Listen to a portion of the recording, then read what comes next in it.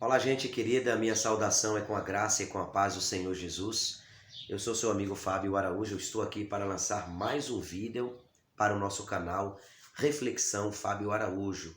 Hoje é sexta-feira, dia 9 de outubro de 2020 e eu tenho um prazer imenso em trazer um assunto importante para você dentro do livro do Apocalipse. Estamos nessa série aí falando baseado principalmente no livro do Apocalipse.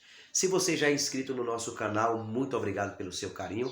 Se você acompanha todos os nossos vídeos, faça isso por favor, se caso você não acompanha. Mas se você acompanha, compartilhe esse canal e compartilhe principalmente esta reflexão que será transmitida a partir de agora, que nós vamos nos basear em Apocalipse capítulo de número 6, verso de número 9 em diante. Nós vamos falar a partir de agora sobre as almas que clamaram debaixo do altar, ok? Fique atento para esse vídeo e se você tem sido edificado, se você tem sido abençoado pelo nosso conteúdo, não esqueça de se inscrever no nosso canal caso você não seja inscrito e também não esqueça de deixar o seu comentário caso você entendeu perfeitamente esse assunto. Se ficou alguma dúvida e eu puder te ajudar, com certeza estarei aqui, tá bom? Nosso canal já tem 6 meses de existência, é um canal novo, tá engateando ainda, por isso eu preciso da sua sugestão, do seu compartilhamento, dos seus comentários, do seu like também, que é muito importante para a elevação do nosso canal. Como eu sempre tenho dito, o assunto da escatologia, na minha humilde opinião, é o assunto mais complexo dentro da teologia bíblica. Por isso, vale a pena você não somente conferir, como também compartilhar e deixar o seu comentário. Vamos para Apocalipse capítulo de número 6, verso de número 9. Apocalipse capítulo de número 6, versos de número, a partir do verso de número 9. Hoje a gente vai falar muito, citar bastante textos bíblicos, porque o assunto requer um pouco mais de aprofundamento com relação a examinar as Escrituras. Apocalipse capítulo 6, verso 9 diz assim: quando ele rompeu o quinto selo, aqui já é o quinto selo, porque até o quarto selo foi a passagem dos 4 cavaleiros que a gente já falou sobre isso. Nós temos uma série aí sobre os 4 cavalos do Apocalipse, tá certo? Então aqui no verso 9 é o quinto selo. Vi debaixo do altar almas dos que tinham sido mortos por causa da palavra e do testemunho que sustentavam. Então, não basta apenas você pregar a palavra. Você precisa dar testemunho. Eu sempre tenho dito que a mensagem mais importante de qualquer homem não é o que ele fala, mas é o que ele vive, é o seu testemunho. É você sustentar com as suas atitudes aquilo que você acabou de falar em cima de um altar. Tá certo? Então, ele vai dizer agora no versículo 10. E eles clamavam em alta voz: até quando, ó soberano, santo e verdadeiro, não julgas e nem vingas o nosso sangue? O sangue dos que habitam sobre a terra. É uma pergunta, não é? 11. Então, a cada um deles foi dada uma veste branca e lhe disseram que esperasse mais um pouco de tempo até que se completasse, né? A palavra completar aqui fala de plenitude, daqueles que vão se reunir com aqueles que já morreram por amor da palavra, né? Aqui mesmo é a doutrina dos martírios, né? Aqui se refere àqueles que morreram por amor ao evangelho e por amor à palavra de Deus. Então o verso 11 vai dizer: então a cada um deles foi dada uma veste branca e disseram que esperasse mais um pouco de tempo até que se completasse o número dos seus conservos e irmãos que deveriam ser mortos como eles foram. Deveriam ser mortos pelo quê? Por causa da palavra, pelo testemunho. E nós vivemos um tempo hoje em que o povo de Deus não quer morrer. O povo de Deus, eles não querem sofrer nenhum tipo de risco ou perigo por conta da palavra de Deus, né?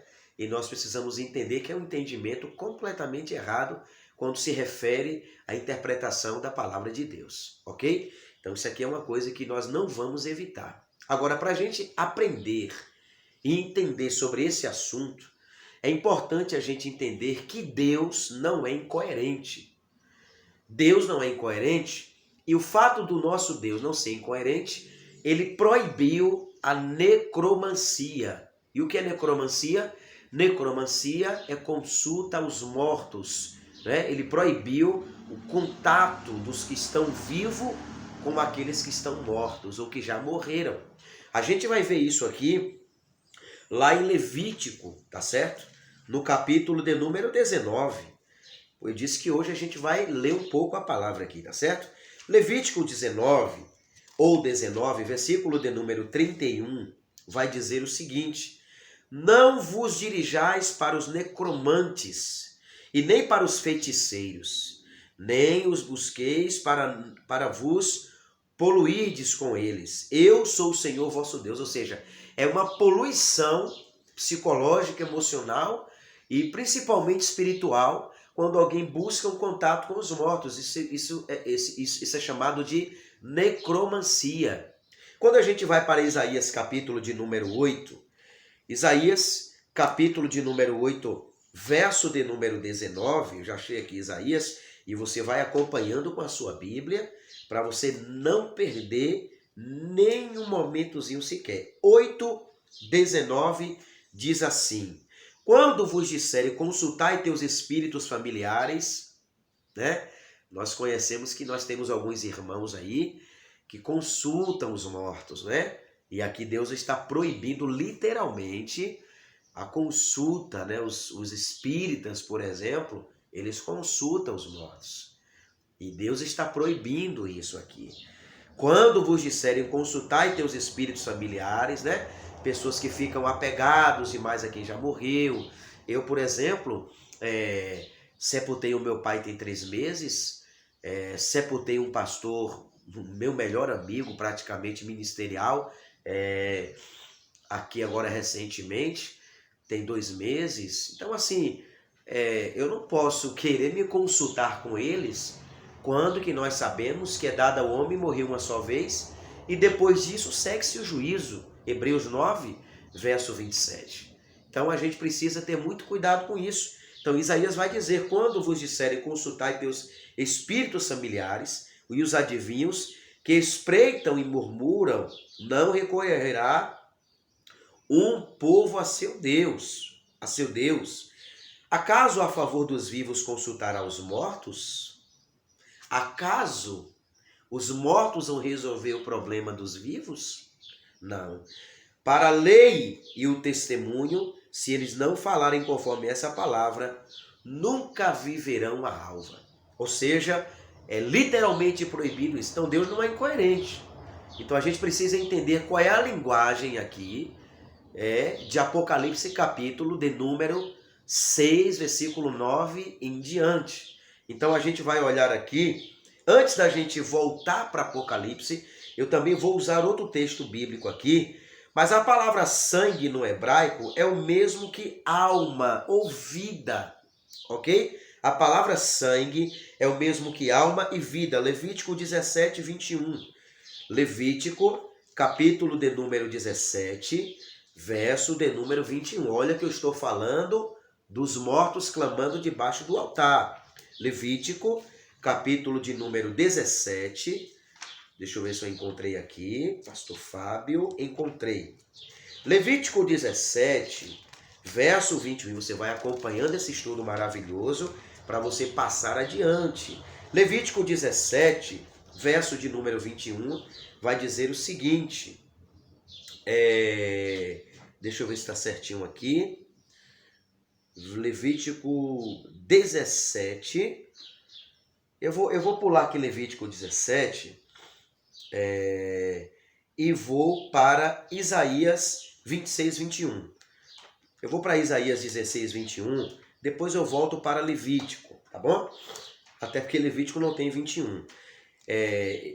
Isaías capítulo de número 26, verso de número 21, pronto, encontrei aqui, vai dizer o seguinte, Isaías 26, verso 21 vai dizer: porque eis que o Senhor sairá do seu lugar para castigar os moradores da terra em sua iniquidade, e a terra cobrirá o seu sangue, e não ocultará mais os seus mortos. Então, qual é a referência de Isaías 26, 21? Falando que a terra vai cobrir o seu sangue, vai cobrir a sua alma, vai cobrir a sua vida. Então, muito importante a gente entender que dentro de um entendimento teológico, sangue é o mesmo que alma e é o mesmo que vida. Vamos ver uma coisa interessante aqui em Gênesis capítulo de número 4. Eu falei que hoje a gente ia ler bastante textos bíblicos aqui. Para você entender sobre esse entendimento de que sangue é o mesmo que vida e alma, a gente vai aqui para Gênesis capítulo de número 4, quando Abel mata seu irmão, não é? Quando Caim, melhor dizendo, mata Abel. Na morte de Abel, a gente vai ver aqui o que diz o versículo 9 do capítulo 4 de Isaías. O Senhor disse a Caim: onde está teu irmão, Abel? E ele disse: não sei, por acaso sou guardador do meu irmão? Disse Deus: que fizestes? A voz do sangue do teu irmão clama a mim desde a terra. A voz do sangue, a voz da vida, a voz da alma. Essa expressão aqui é uma expressão muito usada na língua portuguesa. Essa é uma expressão que a gente chama de prosopopeia. E o que é prosopopeia? É quando você dá vida a um elemento inimaginável. É uma sobropopeia. É você dando vida. Por exemplo, sangue tem voz? Não. Lembra de uma música secular antiga do Roberto Carlos, quando ele dizia: meu cachorro, não é? Sorriu para mim, alguma coisa assim, latino, alguma coisa parecida. Ou seja, esta linguagem é uma sobropopeia, não é? Cachorro não fala, cachorro dá risada. Ou seja, então a gente precisa entender a linguagem do Apocalipse capítulo 6 para depois entender o texto sagrado. Então, fica claro aqui que João não está tendo contato com os mortos. Então, que quebre todo o argumento da necromancia e da consulta aos mortos. Aqui é apenas uma prosopopeia, é dando vida a elementos inimagináveis, ok? Exatamente muito parecido com Gênesis capítulo 4, verso de número 9 e 10. Deus disse que o sangue de Abel estava clamando desde a terra. Quer ver uma outra linguagem sobre a prosopopeia? Está aqui, deixa eu ver se eu encontro, Juízes, se eu não me engano, capítulo 9. Capítulo 9, achei muito interessante isso aqui, uma outra linguagem de prosopopeia. Juízes, capítulo de número 9. Eu vou adiantar aqui para o nosso vídeo não ficar muito curto. Eu precisava trazer essas referências para você entender Apocalipse. Não dá para você ler um texto sagrado no seco e tentar buscar entendimento ou transmitir entendimento para as pessoas. Juízes, capítulo de número 9. Deixa eu ver se eu encontrei aqui. Encontrei Juízes. Pronto. Juízes, capítulo de número 9, verso de número 8. Pronto, encontrei aqui. Pegue a sua Bíblia também e acompanhe com a gente. Pegue a sua Bíblia e acompanhe com a gente. Juízes 9, verso 8. Olha, dando vida a uma figura inimaginável. Olha só esta prosopopeia, por favor. Capítulo 9, versículo 8 diz assim: as árvores foram ungir para si um rei. Quer dizer, árvore é pessoa? Tem vida? Não. Vida humana? Não. Mas aqui é uma prosopopeia. Está dando vida à árvore, que as árvores que estão representando pessoas. Então ele está dizendo o seguinte: as árvores foram ungir para si um rei e disseram: a oliveira, reina tu sobre nós. Ou seja, a árvore falando com oliveira. Então isso é uma prosopopeia, ok? E outra coisa, número 9, capítulo 9, versículo 9. E disse-lhe a oliveira: deixaria eu o meu óleo, que Deus e os homens em mim prezam, e iria me preocupar com as árvores ou com as pessoas? Então isso é uma prosopopeia. Então o que a gente precisa entender vamos olhar aqui rapidinho, eu dei vontade de ler mais um texto aqui, Salmos 24, né? Eu não vou nem abrir Salmo 24, que é um texto bastante conhecido, quando diz: lá no versículo 7, se eu não me engano, levantai, ó porta, as vossas cabeças. Quer dizer, ele está dizendo para as portas levantar a cabeça. Isso é uma prosopopeia, não é? Dando vida a elementos inimagináveis, ou seja, as portas aqui são pessoas. Levantai, ó porta, as vossas cabeças, para que entre o Rei da Glória. Então isso é uma prosopopeia. Agora, o que a gente precisa entender aqui é que essa é a mesma linguagem usada em Apocalipse, capítulo 8, capítulo 6, verso 9 e 10. Então, essa é uma linguagem de prosopopeia, falando que aqueles que morreram por amor a Cristo e testemunhando sobre o Evangelho, serão justificados no tempo certo e no tempo determinado por Deus. Então, vão ser reunidos, agora olha para mim aqui, vão ser reunidos aqueles que já morreram, não é? Que foram martirizados por amor ao Evangelho, e a gente também que vamos morrer. Muitos de nós iremos morrer até o período do arrebatamento e também no período da grande tribulação. E no período da grande tribulação, certamente muitos irão morrer por amor à palavra de Deus e o seu testemunho. Então aqui fala de pessoas que estão aguardando justiça. É uma linguagem figurativa. Então esse texto aqui não é um texto literal, é um texto simbólico, falando que Deus vai justificar. E a justiça de Deus vai ser estabelecida em favor daqueles que morreram por causa da palavra de Deus. E por isso que as almas deles estão debaixo do altar, ok? Referindo-se a Cristo, não é? Deixa eu trazer aqui uma palavra de Deus para você. Levítico capítulo 4, versículo 7, da antiga aliança, não é? Levítico capítulo de número 4, verso de número 7. Um texto que se refere ao altar, não é?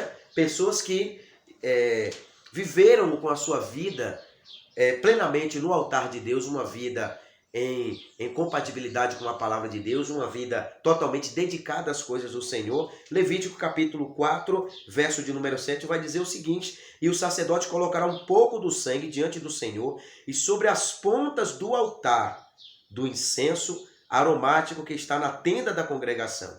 E todo o restante do sangue do novilho derrame na base do altar, não é? Em cima do altar, derrame esse sangue. Então, a vida desses que morreram por amor ao Evangelho, esse texto aqui é referente ao sacrifício de Cristo, e nós precisamos entender que o livro de Levítico, para mim, é o livro mais interessante da Antiga Aliança. Eu sei que para você não, da Primeira Aliança, mas o livro de Levítico, ele é extraordinário, né? É o livro que mais fala de sangue, de sacrifício, de santidade, de oferta. Cristo está completamente inserido ali e dentro do livro do Apocalipse, do Levítico. É tanto que Jesus, um dos livros que ele mais citam nos evangelhos é o livro de Levítico. Isso se você fazer uma profunda investigação, você vai descobrir isso. Então, Levítico capítulo 4, versículo 7, está falando exatamente sobre isso. Por isso que a visão do Apocalipse, as almas debaixo do altar, eles estão clamando, mas o sangue deles estão nessa base, não é?